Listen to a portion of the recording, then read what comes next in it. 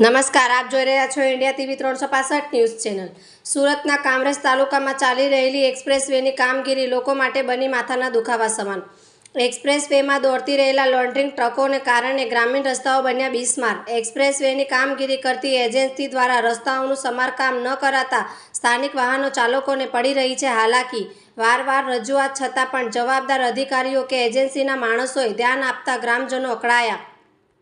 કામરેજના રૂડી ગામના રસ્તા પર ટ્રેક્ટરો મૂકી રસ્તો બ્લોક કરાયો।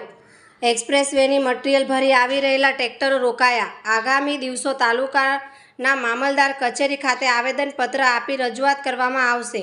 નેશનલ હાઈવે નંબર 48ની સાથે 11 ગામડાઓ જોડાતાનો માર્ગ વલથાણ, માકડા, વલણ, અલુરા, પાલી, વાંસદા, રૂડી, મીરાપુર, ખાનપુર, ડુંગર, ચીખલી, નાગોર 17 કિલોમીટરનો આ માર્ગ બિસ્માર હાલતમાં છે। કામરેજ, કડોદરા, સુરતની સિટી જવા માટે 11 ગામોના રહીશો આ જ રસ્તાનો ઉપયોગ કરે છે। જોતા રહો ઇન્ડિયા ટીવી 365 ન્યૂઝ ચેનલ।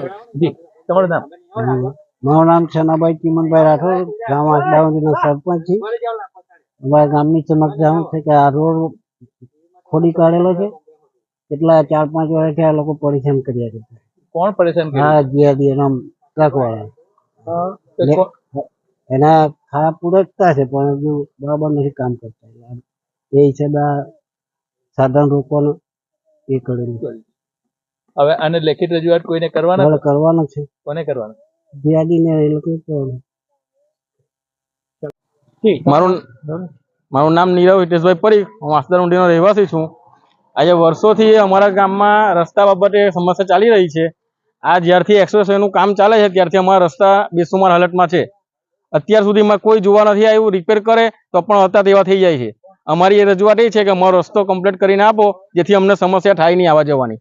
ને અમારે રોજિંદા આ રસ્તા પર આવવા જવાનું છે, સવાર થાય ને સાંજ થાય ને આ રસ્તા પર આવવા જવાનું છે। આવનાર ચોમાસું છે તો કયા પ્રકારની પરિસ્થિતિ રહેશે આ 10 ગામોની? જો ચોમાસામાં આ રસ્તો કમ્પ્લીટ નહીં થાય તો આ જ રીતે ઉગ્ર વિરોધ કરવામાં આવશે। કારણ કે ચોમાસામાં ખાડા મોટા થઈ ગયેલા છે, બધા જ પાણી ભરાય, કોઈ બાઇક સ્લીપ થાય પડે એની જવાબદારી કોણ રહે? ક્યાં ક્યાં રજૂઆત કરવાની? અમે મામલતદાર અને કલેક્ટરમાં રજૂઆત કરવાની છે।